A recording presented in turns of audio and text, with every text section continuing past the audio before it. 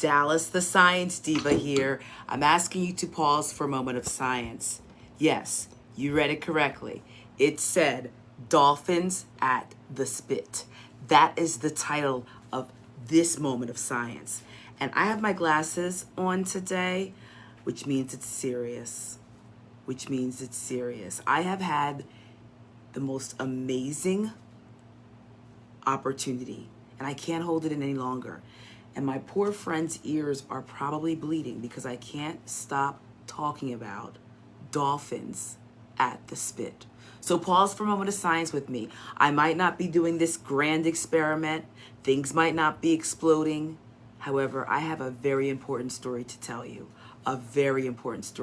Because on yesterday, I learned so much because of dolphins at the Spit. So first and foremost, most of you probably know that I have a paddleboard now. But I don't think a lot of you may know how much I am in love with the ocean. You see, a very long time ago, I was a junior in high school. And maybe it was my sophomore year in high school, I had the opportunity to go to the Baltimore Aquarium. Now, raise your hand if you've been to the Baltimore Aquarium. Anyway, the Baltimore Aquarium has this marine mammal pavilion, I think it was called at the time. And this is me on a school trip, kind of just like, I want to go home. But when we went up to the top floor of the Baltimore Aquarium, to the marine mammal pavilion, I had never been so in awe. I was so shocked. I was like, look at this. This dolphin is amazing. Like, I just love dolphins. And who does not love dolphins? And so, of course, I then went and said I have to be around something in the ocean. I mean, growing up as a child, I always loved to swim. Matter of fact, my mother gave me the name in sign language, Dallas, like a fish, because I love to swim. I'm always in the water. And my mother, knew sign language and was an interpreter at one point. And so, everybody has a name. My name was Dallas. And so here Dallas is just doing what makes sense, going to the aquarium. So I went to the aquarium, then I went to volunteer at the aquarium in Camden. I think it's called Adventure Aquarium now, but a long time ago it was called the Thomas H. Keene, New Jersey Aquarium or something like that. So I started volunteering there, okay? Volunteering there, falling in love with everything to do with the ocean. Everything. I even got certified as a scuba diver from working there. I even dove at the tank there before. So I love the water. I'm very comfortable in the water and I really enjoy it. And my love of the water really started with my first encounter with dolphins. And so today's moment of science is so jam-packed with passion for me, so jam-packed with excitement, because I'm going back to the love that kind of introduced me to being a science diva, okay? So I got a paddleboard, okay? A paddleboard, it's an inflatable paddleboard. It allows me to paddle around bodies of water. Most of you know I love Sandy Hook. Sandy Hook is not far from me, about an hour or so, and it's a wonderful place. I've had school trips there. I have gone there. I spent most of my summers there, and now I'm exploring the Hook from a different angle. Let me show you. The first thing I want to start doing is referring to Sandy Hook as the Spit. Because literally, because of the movement of the water there, it's literally like New Jersey. It looks on the map. If you look at a map of Sandy Hook, let me show you. It looks like New Jersey literally spit out some sand. It's so cool. And it kind of juts out from land. That's the landform of a spit. It's connected to the land, but it's like a part of the land that has been moved by the current. So current is moving sand and spitting it into the ocean, essentially. Like, let me show you, okay? So this is a really unique landform. And I started to look into what is a spit, because I used to think, oh, Sandy Hook's an island. oh, Sandy Hook's a barrier island. And a lot of times, and at one point in time, it was separated from the land. But right now, we can consider it a spit. Let me get you a good picture. I've been going down the rabbit hole of just maps and images, because there's a point to this. So I'm at the spit on my paddleboard. I'm there paddling out, and my goal was to paddle all the way around to the very end of the spit. I wanted to go to the end of the spit. I never get a chance to go there on land. It's hard to get to. But by water, it's really easy. I can't talk and do things at the same time. Hold on, hold your horses. All right, here we go.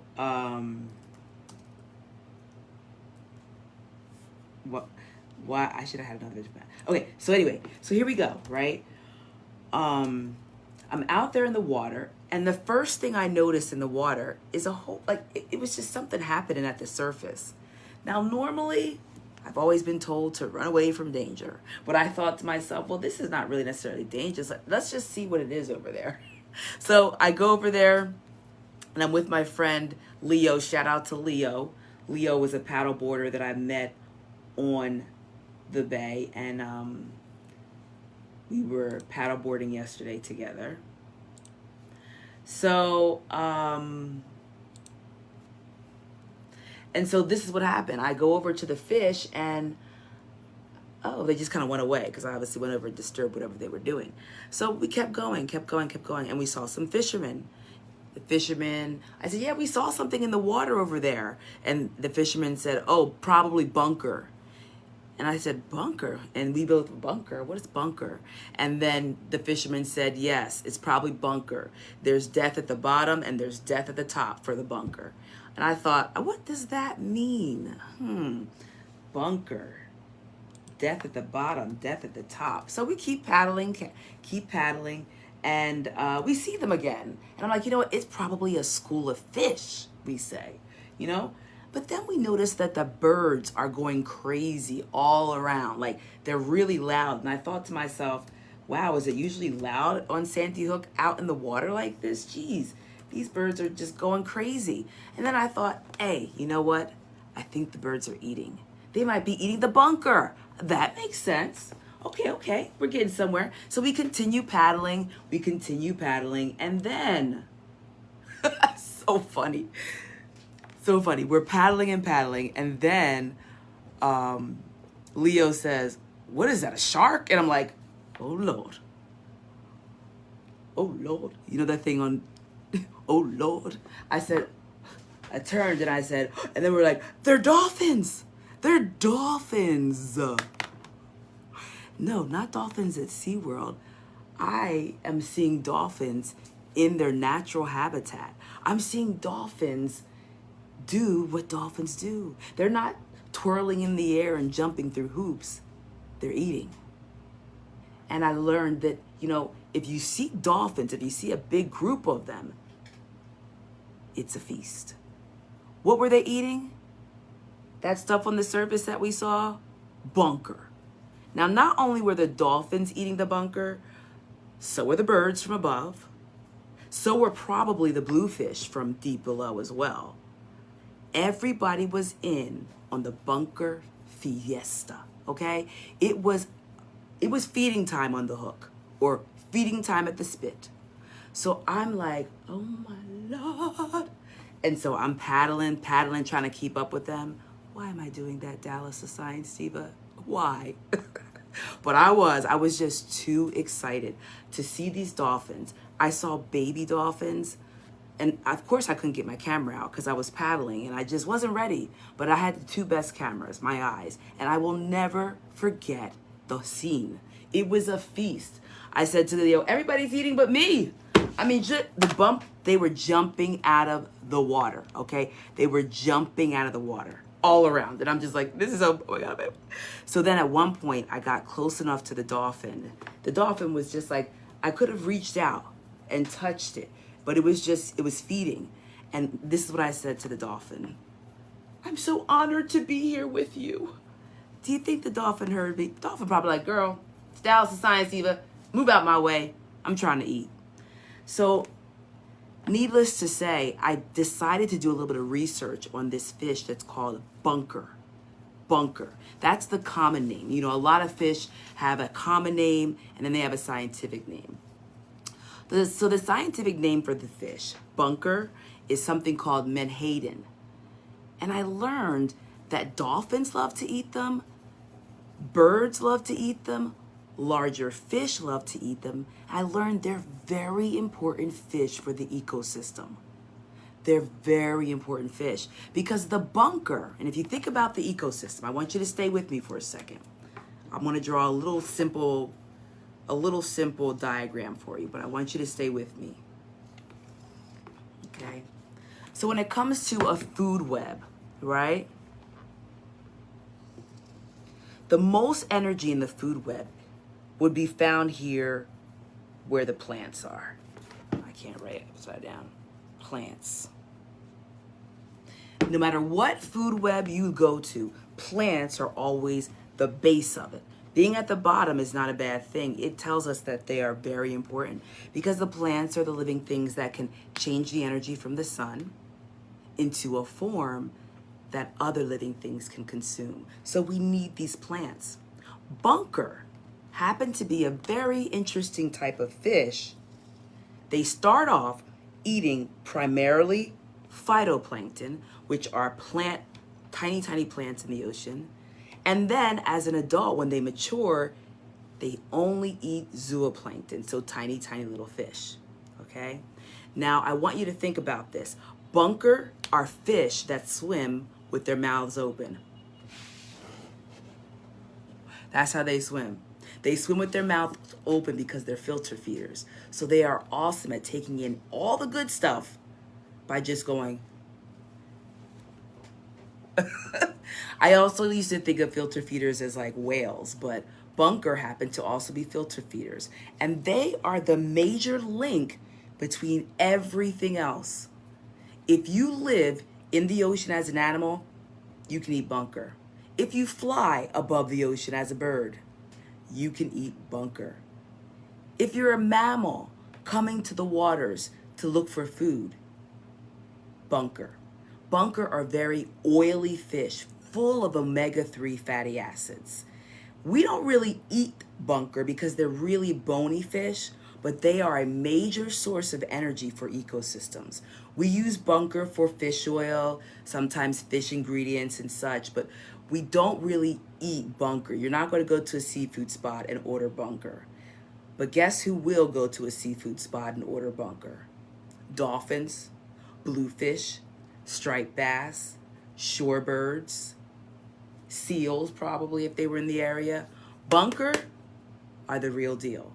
And when I got onto the bay yesterday and saw the bunker, I should have known, oh, it's about to go down. And boy, did it. Okay, I am so excited, you guys. I'm so excited about my experience on the spit. Because the bunker were there, everything was there. Shorebirds and dolphins. Wow. It was amazing. At one point, as I was trying to get back to the shore, because I had paddled all the way out into the ocean like I was, a mermaid. And I said, oh, let me get back. So on my way back in, I saw one dolphin. And dolphin have a unique way of hunting for these bunker. Because while they were eating around me, I saw them flapping their caudal fin, that's that fin at the back, down in the water, kind of making the bunker jump out the water. And I learned that when dolphins are eating underneath, because I couldn't see what they were doing, I just could see them come up every now and then. I learned that when dolphins are eating underneath, they don't necessarily chew on their prey. They just get a good grip on it, keep swimming and swallow it whole. They were having a feast yesterday. So one of the things that I also noticed is I started to catch on to the pattern, because when it comes to science, no matter where you are, it's about noticing patterns. So as I was trying to get back to land, I just saw one dolphin that was swimming directly towards me. I was like, oh, are you coming to say hi? No, the dolphin was eating still, because eventually the dolphin disappeared under my paddle boat. But guess what happened after that? Fish were jumping out the water again. Jumping everywhere. So that dolphin must have been underneath eating. eating the fish, making the fish try to run for their lives. But the thing about it is if the bunker are jumping at the surface, the birds and the dolphins are going to get them. But if the bunker go deep down, the bluefish and the stripers are going to get them. It's tough out here for a bunker's life. But wow, did it show me a great example of how energy moves through the ecosystem. So if you're ever at the shore, it's a common thing to see dolphins. It's a common thing if you're at the shore. But it wasn't common for me to be out there with them. I've normally seen them from the shoreline, but now I'm exploring Sandy Hook, AKA the Spit, from the water. And wow, was I blessed yesterday. So thanks for hanging in with me, because it was a little bit longer than a moment of science. I don't know how long I've been talking, but I could go on and on and on with all the different examples of life, earth, physical science that exist at Sandy Hook and that exist right at the water, right at the shoreline. So next time you go to the beach, and hopefully you make it to the beach often, if not, especially if you live in this area, you got to get there. You got to see all the moments of science that are waiting for you, especially at Sandy Hook. I'll be there. I have a beach pass there. So listen, if you're heading to Sandy Hook, let me know. 9 times out of 10, if you see a pink paddleboard in the bay, that's Dallas the Science Diva, okay? I am so excited and so glad that you paused for a moment of science with me. Let me say hello to who was on today's live. And if you weren't on here live, please still comment. Please share with me your thoughts and questions. And most importantly, please share, because these moments of science are for everybody. They are for everybody, because we can all connect to science. I meet people all the time that say, oh, I wish you were my science teacher. If you were my science teacher, this, and that will happen. Guess what, everybody? I am your science teacher. I'm here. I'm right here with you, learning, exploring together. So let me just show you the map really quick that I wanted to show you, it's taken me the whole entire moment of science to get going. I want to just show you what a spit looks like, so you understand that when I said, dolphins at the spit, I really did mean dolphins at the spit. All right, here we go. This is the best map I think I can show you. Oh, here we go. I think this one's good. Here we go. I want the one that I can kind of zoom in on. Oh my Lord, my computer is acting up. Ay. Sorry, you guys. Anyway, next time you look at a map of New Jersey, and I wanted to show you a specific one, but I think I'm having an issue here. I want to show you this specific one really quick. I so appreciate you pausing for this moment of science, and I really hope that you talk about this moment of science with your friends and family. Please do. All right, so here we are. Here's the map I want you to look at. Here it is, but it's not the best. Let me turn my camera around so that you can see it right side up. Oops, no, not that way. Here we go. And there we go. Look at this right here. This right here, I was right here. See how New Jersey just kind of has a piece of land that spits out? And it's brought by these currents that are hitting the shore. This is the hook, the Sandy Hook, aka the spit. And dolphins were swimming right here in the bay and then coming back out here to the ocean, feasting on bunker. Yep, aka Menhaden. So next time I'm out on the shore and I see the fishermen and they're talking about bunkers, I'll know exactly what they're talking about. Because sometimes when you ever speak to a fisherman and they give you like this common name, it's like, what's that? I don't really fish all the time. Now I understand. Oh, Menhaden, I'll say. That oily fish, that oily bony fish full of omega-3 acids. Yes, the main thing in our ecosystem that we're in right now, bunker. So everybody, never stop learning. I'm not going to stop learning. Make a promise to me that you will also never stop learning. Thanks for pausing for a moment of science. Dallas the Science Diva here. Have a good rest of the week.